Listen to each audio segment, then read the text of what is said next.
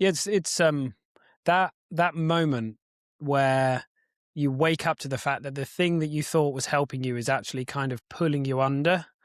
That's a really interesting, because then you start, in my experience, you start to double down on the thing and then it pulls you under deeper, quicker. Exactly. So Yep. it's like this weird, horrible feedback loop that you're kind of caught in.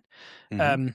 And yeah, I think for sure, the moment that we start to drink, not so much for celebration or kind of having fun or whatever, but the moment we start to do it to kind of cope with life, and it does something to us. I think we get pulled in more quickly.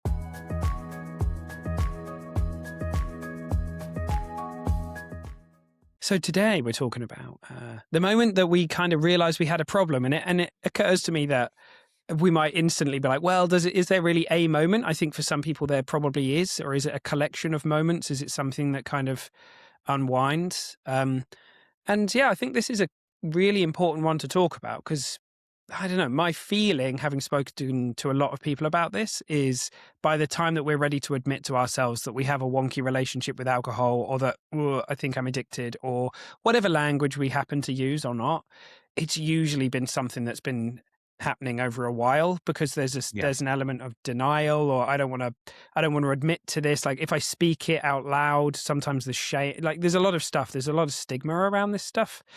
So I think it's often a while before that. And I think, honestly, for me, I don't think I ever really drank. I was never someone that went down the pub and just had a beer or something. Yeah. I always drank to excess. So it's probably the case that I had a quote unquote problem with it, basically from when I started. But the first time I think I realized, oh, maybe it's funny. I remember stopping for some weird diet thing I did when I was like 21, 22, and remember thinking, shit, I can't drink for 2 weeks, and it being really hard. It didn't occur to me that I might have an issue at that point. It just didn't come up, but I just remember going, oh, that's really difficult. But it was probably a few years later when I was in Poland living there when I was 23. I thought, I think I need to take a month off. And I would argue, and to me, it looks like whenever somebody does something like that, even if it's unconscious, we're kind of honoring that it's not working for us anymore. Like something Yeah. needs to change. So that's kind of what I would throw into the mix to start the conversation with. And I didn't mean to share that much, but it all just came out like that. Fell So, out of your That's all right. mouth. over You to just you. wanted to. But I like the collection of moments thing. Mm. I was just thinking about kind of almost like the bookends, the start and the end for me, because equally, I don't think, and any of my old drinking friends would testify that I don't think I ever had like one or two. I was always to excess as well. Yeah. And I think that like if I go back to, because I was drinking probably from the age of about 14 or 15, and as were a bunch of other people actually, and that's something we can come on to in a bit, is kind of like how things get disguised around, oh well, everybody else is doing the same thing. Yeah.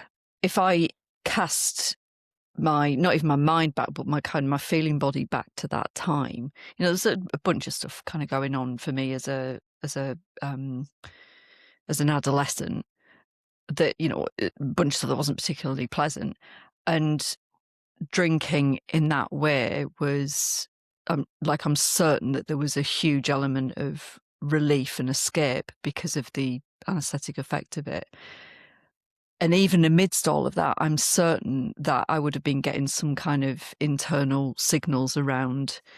It might have been imperceptible, but like it wasn't aligned, with my true self. Like, but I would have just overridden that. But I know for sure that there would have been something there around like this doesn't feel quite right for whatever reason, but I would have absolutely ridden over it. The tail end of things, I remember being very worried about my health. That was kind of the thing. It was like, I didn't want to get cancer, and I didn't want to, I was just worried about my health, and I was aware of, getting older and all of those things. And I think I realised, like, hang on, it's like Sam was saying, like it's when you then try to moderate and you realise it's not that easy. Oh, hang on a minute. And so I think there were a couple of markers for me towards the end. But I do think it started right at the beginning. And the interesting thing is, if you like look in the middle of my story, so when the first significant break I had from booze was when I fell pregnant with my eldest. And that whole period, so there, 9 months and then however long I was breastfeeding for, um, I didn't find that difficult at all to not drink. Mm. However, my focus was entirely shifted onto this seismic change in my life and Yeah. this, very, unique experience of carrying a baby and then birthing a baby and then breastfeeding a baby. So I think it can be a little like if I'd have thought about it then, there would have been a flavour of, yeah, well, look, I can look at the amount of time that I've stopped for. Therefore, it's clearly not a problem for me. Yeah. But going back to what I was saying about the beginning, and that even that very, very subtle nudge of like this isn't right, this isn't okay, that would have been there for sure. So I think our circumstances and whatever view we're taking at the time, and the people that we're hanging out with, and how behaviours manifest in other people. Like I would look around at my friends, and everyone drank to excess, Yeah. seemingly, and I wouldn't have thought or considered that my drinking looked any different to anybody else's. But that doesn't mean that it's okay. I was very much in the same boat. I was known for having one drink though, which was 1 pint of scotch that like used to be my thing that I would do in college. I know it's insane, but I very rarely made it through that. But like I,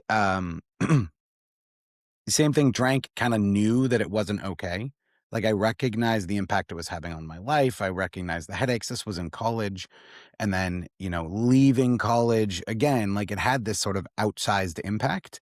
But it never, I kind of ignored it, or I kind of just thought it was the way things go. Like, of course I have a headache. I drank last night. And like, that's just kind of how I looked at it, even though I also started to see it encroaching. But it's like this, at least for me, it was like this building pressure of like, I was trying very hard to ignore it, but the impacts were getting bigger and bigger and bigger. And sometimes it would get smaller. Like it kind of like went up and down. It was generally, getting more and more.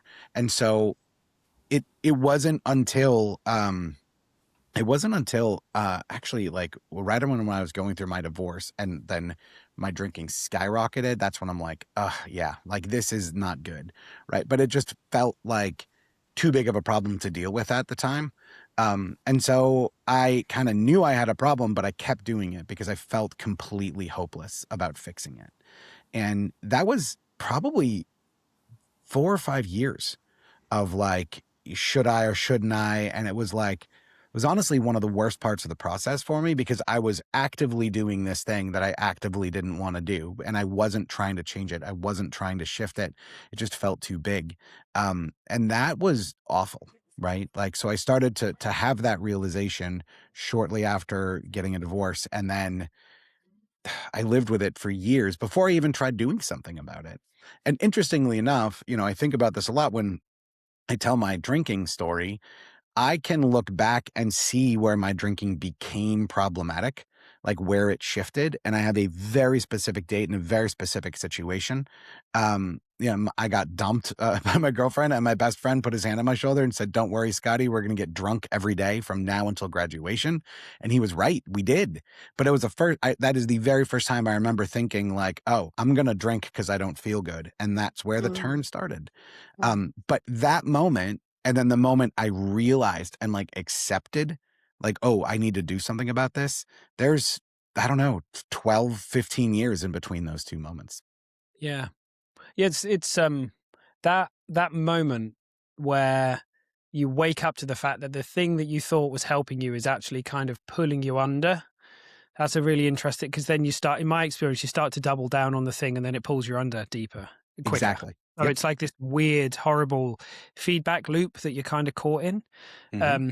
And yeah, I think for sure, the moment that we start to drink, not so much for celebration or kind of having fun or whatever, but the moment we start to do it to kind of cope with life, and it does something to us. I think we get pulled in more quickly. And I think for a lot of us, I think people don't really realize, they might look out and think, oh, I could never get to that depth of drinking or whatever it might be. They kind of see somebody who's drinking, more than them, whatever that happens to be. But often if you're in the habit of drinking each night or weekly, and then it's, you talk to most people, it's a life event that's happened, and then they learn to lean on it in a way that they hadn't before.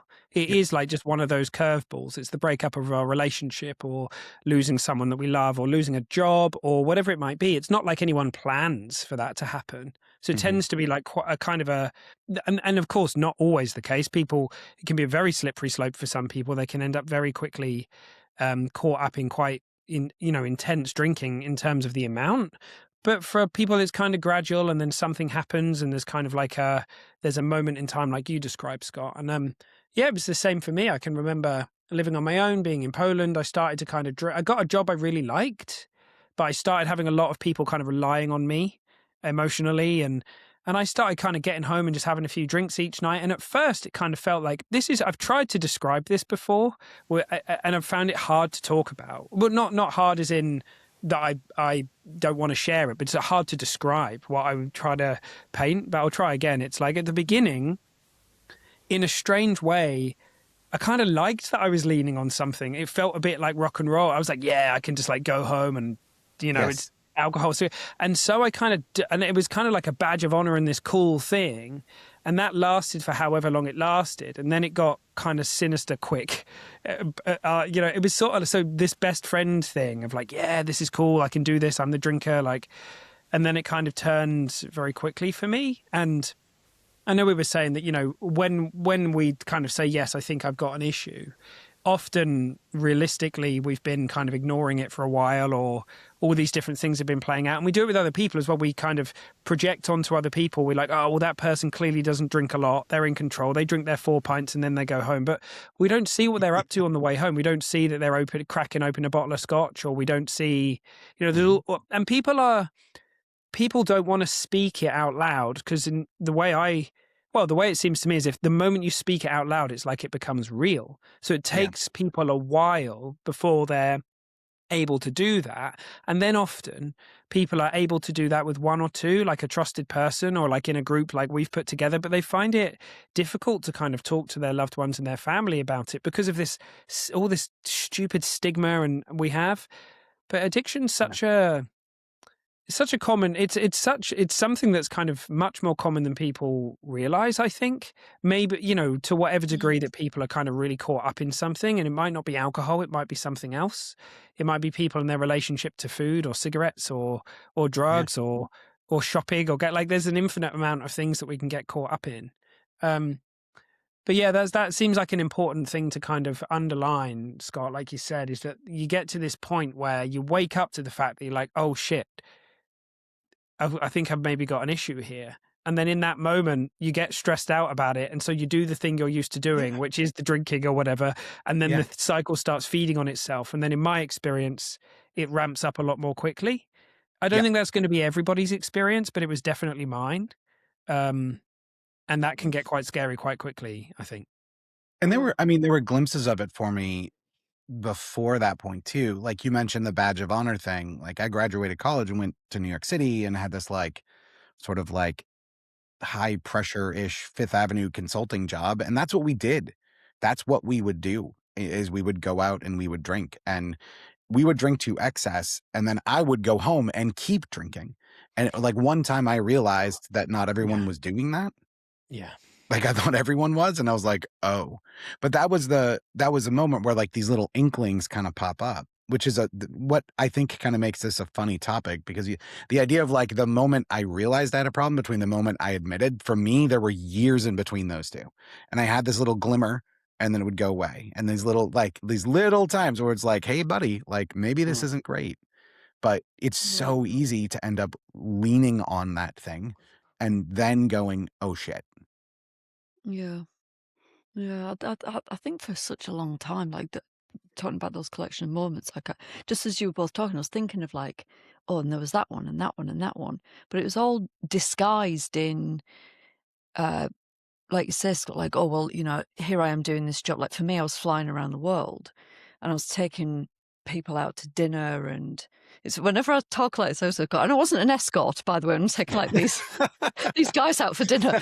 I was traveling around the world and entertaining people, and flying. Like, I mean, I was flying all over the place, very odd hours, kind of landing and then going straight to an office and then getting the next flight to another country, and drinking was a huge part of that. I mean, I used to use it to knock me out on the plane to try and get some sleep between the next, for the next leg of the journey. And when you're in that sort of an environment, like, the whole thing is muddled anyway, because, well, what time is it? And I don't know. And which country have you come from? And, and that person's drinking over there. So, well, it must be okay then. It was all just disguised, I think. And then, you, like you were saying, Scott, you find yourself in these environments. And then when you go home, whatever you're doing, like, you don't necessarily know what everybody else is doing. And so that assumption of like, oh, well, everyone's drinking in this way, aren't they? Well, maybe not. But it's just such a personal thing, I think. And I think what you were mentioning, Sam, about the stigma, I remember feeling very like I would not have wanted to put myself in the category of alcoholic. And I think the danger with kind of that binary view of, you're either an alcoholic or you're a normal drinker. The difficulty with that is this false sense of safety if you're not in the alcoholic category. And actually, there's probably more safety in being in the alcoholic category because you're fucking doing something about it. Whereas if you're drinking in the way that I was, telling yourself that you're not an alcoholic, then and desperately trying to be in the safe category and being a normal drinker, then you're at more risk. Ultimately, it's not like alcohol as a drug, one of the world's most highly addictive drugs, discerns between, from one person to the next. It is what it is. But it's I think that, and I see this play out when people that I talk to, this sense of perceived sense of safety in, oh, well, I'm not that then, and the othering that goes on, and it's I don't think that that's in any way helpful. In fact, quite the opposite. Yeah. I feel like that almost can serve to sort of push those 2 points in time together, the realization and the admission, or push them apart. I mean, like, because I know here in the States, you guys probably have the show too, Intervention. I would watch this show and I would see these people who were dealing with the same substance, but they've lost jobs and houses and relationships and all this stuff. And it's the same story here from people who, like, maybe get a little sober curious and go to like an AA meeting, and then they hear a story of someone just really losing a ton of stuff. And they walk out of that meeting, which I did this, and was like, yes, I'm not an alcoholic. But it's like, well, hang on. Like, you came through the doors for a reason, or you were really interested in that show Intervention for a reason. But because of that admission of like, oh, I'm this versus that, because of that binary, at least for me, I think it's clear in hindsight. I don't know if I knew it was happening at the time, but in hindsight, it's clear that in a way kind of delayed me dealing with it because of all of the other stuff that I thought came with it. Yeah. And I mean, we don't have this we have a different standard. We don't have cocaineaholics, cigaretteaholics. We have like a spectrum of addiction, and I know, the term grey area drinking is something that people talk a lot about now. There's a lot to this. Like, we can maybe unpack this in some other kind of videos and stuff. But yeah, like you say, Ellie, the kind of us, them dynamic of, well, there's a group who can drink with impunity and a group who have got this quote unquote disease, right? It flies in the face of the science. It flies in the face of the stories that we hear all the time. It just, and then, like you say, for me too, like I knew I wasn't going to go to, for whatever reason, I wasn't going to go to AA. It wasn't going to be my way out. It wasn't going to be the thing that I kind of lent on.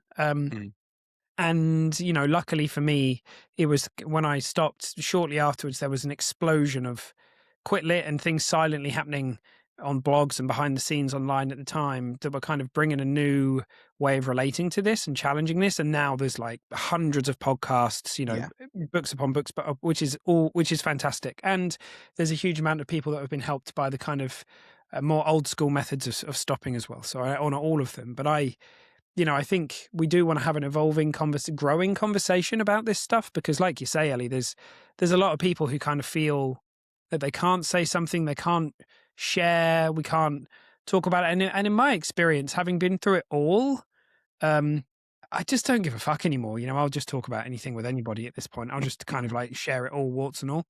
And that's very freeing. And I know people are grateful that, we're putting something like this together because it kind of, not that anyone needs permission, but it metaphorically gives people permission to be able to, well, if Sam can be honest about this, or Ellie or Scott can kind of talk about this openly, maybe I can, in my own way, start to open up and talk about this stuff, because that seems to be very freeing. And it is the way that we get rid of the stigma, I think. It's only the idea that this shit impacts certain people and that it doesn't impact other people that would be at the root of that, really.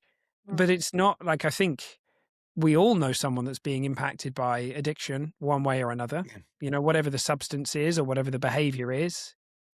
We just do. I mean, if you just think about it in terms of attachment, like how attached are you to whether it's booze or anything else? Because if there's any element of grab with anything, then that for me is something to pay attention to. It's fascinating when I've had these conversations with people in my life that are drinkers. I remember, like in very early sobriety, there I was there with a couple of friends of mine, and they were talking about the work that I was doing and what have you, and I was suggesting that alcohol culture was shifting quite rapidly, and both of them drank very, very differently. And well, see if you can guess by their reaction. So one of the things we were talking about was like, how would you feel if alcohol just wasn't available tomorrow? Like you flat out just couldn't get hold of it. It didn't exist anymore. Wasn't allowed to be sold. There was no black market for it. You just couldn't get hold of it. My friend says, "Yeah, wouldn't really bother me." Her husband went, like, he went red and then white and went, "Oh God, like, no, that just wouldn't be possible. No, like, no, I wouldn't know what to do." Oh, and he was visibly distressed by that. Mm-hmm. Well, that suggests something, doesn't it? And I'm not saying, well, he's got a problem and he needs to sort himself out. It's not that, but it's like, well, if you've got an attachment to something, be it booze or anything else, then is that helpful? Or is it worth just exploring it a little bit? Yeah, and like you say, like, we're going to live in a world where I personally don't fly the flag or fight the fight for a world without drugs or alcohol, which alcohol's a drug.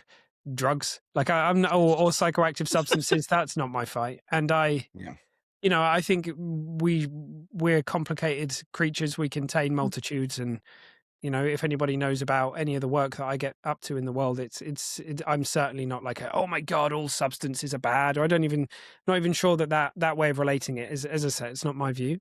And we're going to be attached to stuff, and that's part of being human. We're going to have, and it's less about, well, the way I see it, it's less about trying to rid yourself of every single one of those or something like that. It's more about just the awareness that you're talking about, Ellie. Kind of, okay, so is this one that's serving me? Like, is this, and what would happen if I just kind of become aware of it? And I think that's where the sober curious movement, in a way, is kind of like it's like a very kind of nice response to the kind of us, them, you're either an alcoholic or you're not way of relating to it. Kind of like, well, is it helping me? Like, do I want to drink less? Like, what's the deal? And I do see a lot of people now being able to safely question things that I ignored and didn't realize I could do all those years ago, which means they're further down the slippery slope, which means that potentially, and I'm not saying this is right or wrong, but they basically enter a world where they enter their 30s and then they're just not really drinking so much. And then they kind of get to a point where, I can kind of take it or leave it, whatever. And I'm like, that's amazing. That's great. I mean, I wonder if I was ever going to be in that category, but I didn't really have much of a chance because I was just ignoring signals left, right, and center. I didn't even know that there was the sober cue. Like, if someone had said to me, about being sober curious or this kind of stuff, it just wasn't a thing. It just wasn't a thing. And now it is a thing. and that's Yeah. amazing because it just Mm. wakes people up to this different possibility. Mm. And the sooner we get the awareness around it and just start, not with any kind of sense of, oh my God, like, as we were saying, the oh my God energy kind of ramps the whole thing up, but just with a curiosity around, oh, wonder if there's a different way of going about it. Maybe there isn't so much space in my life for this as I thought there was, or something like that. Mm. Can only be a good thing as far as it seems to me Yeah, anyway. for real. Like, because if I just very simply, that the awakening I had around booze, had I remember thinking, I'm going to do dry January, and it was almost like it's going to be painful, it's going to be awful, but I'm going to do it to prove to myself and whoever else I don't have a problem and I can take this period of time off. And I know Yeah. that going into it with that kind of a mindset, it would have sucked balls. Like it would have been awful. I'd have been counting the days down to get to the 1st of February. Yeah. Uh, I'd have just written off January and I'd have suffered. And actually, what happened was I had this awakening that resulted in me, right, well, I'm willing to be wrong. And kind of the overriding thing was like, well, let's see. So I didn't plan to be a sober person. I didn't plan to stop drinking forever. I decided I'm not going to drink for January and I'm going to see what happens. And because it was, and then like, this is why I like sober curious movement. It was just this energy of curiosity.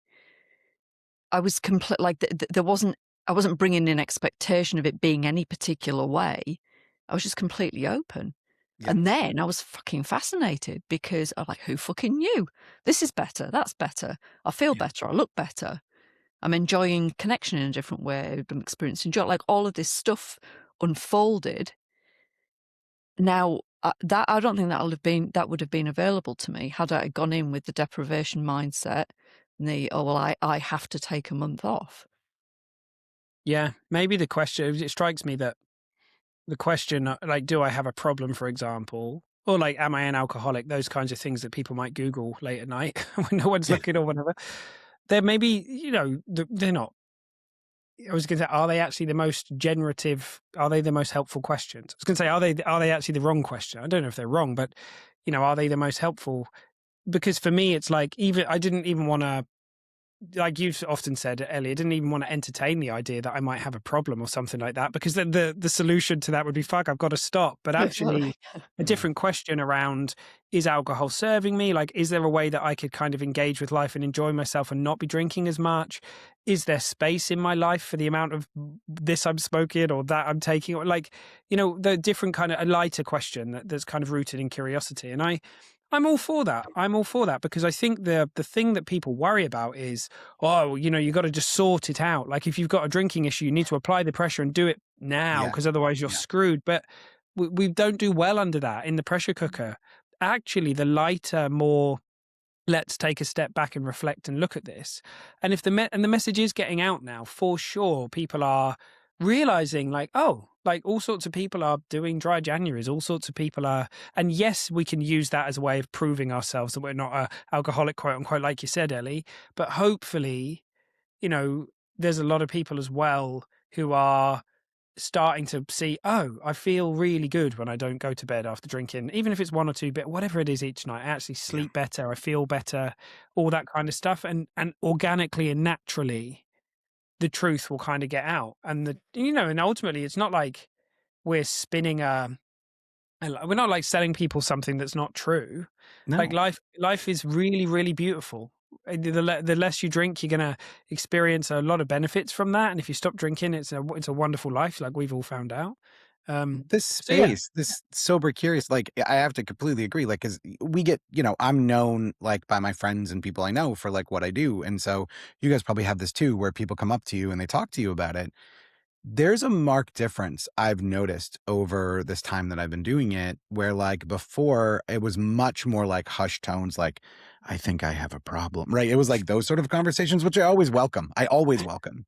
But yeah, now what I'm seeing, like, this just happened to me like a month ago. A buddy of mine, we were just out to dinner randomly, and he says, "Hey, I haven't drank for a month."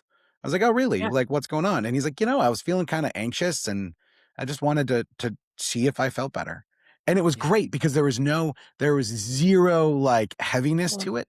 It was just this lightness to it, which like, I'm so happy that exists because like, that's what this culture shifting is doing, is that like people are able to experiment in this way and not feel bad about it. Because I think back to like, you know, when I was struggling with it, the idea of taking a month off, first of all, would have been impossible. It felt impossible. But secondly, the idea of telling someone about it, like it just felt way too heavy. So I'm really glad we have this space and this ability to share and talk about this stuff.